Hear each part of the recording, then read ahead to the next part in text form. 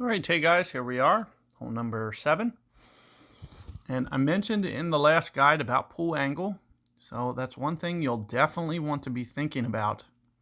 Here is your pull angle. I do think it's going to be important because we have some elevation drop off.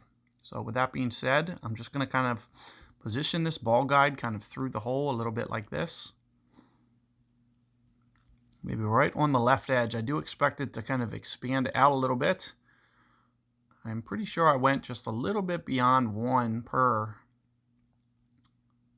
on that last one. Expect to do similar. But as I mentioned, with that pull angle, you can see that I'm kind of just slightly rotating that. So that's 10 rings. I'm going to go, that's about 11.5 in this case.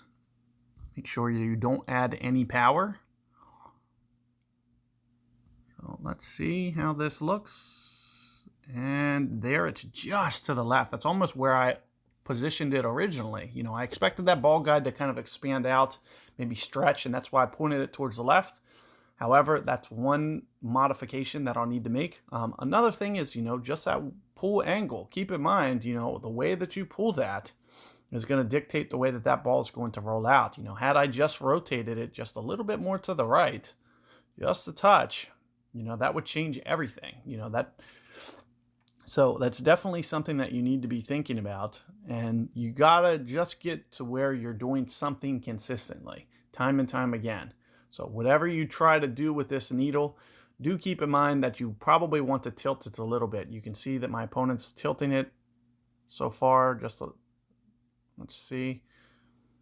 He's actually straightening his up. Now, what I don't like about straight in this case is if you get too straight, it's going to end up missing to the right. So you almost have to offset that guide, because what you'll see that the ball is really landing.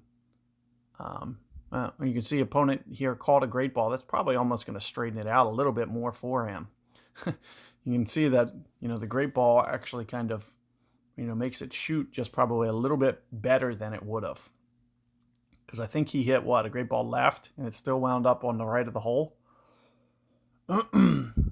So, keep that in mind, how important that pull angle is going to be for this one. And I think you are going to need to use a slight tilt because of the elevation difference. When you're dropping down to that lower elevation, you won't want to go quite as much to the right in that case. And you'll want to just kind of keep it a little bit inside, because the ball is going to end landing up shorter. And you're kind of essentially, when you change your pull angle like that, and making it just a little bit more tilt on the needle, it's kind of basically factoring in that elevation.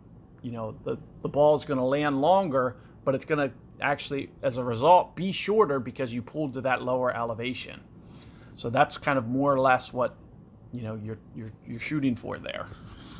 So good luck with that one, guys, and I will see you guys on the next one.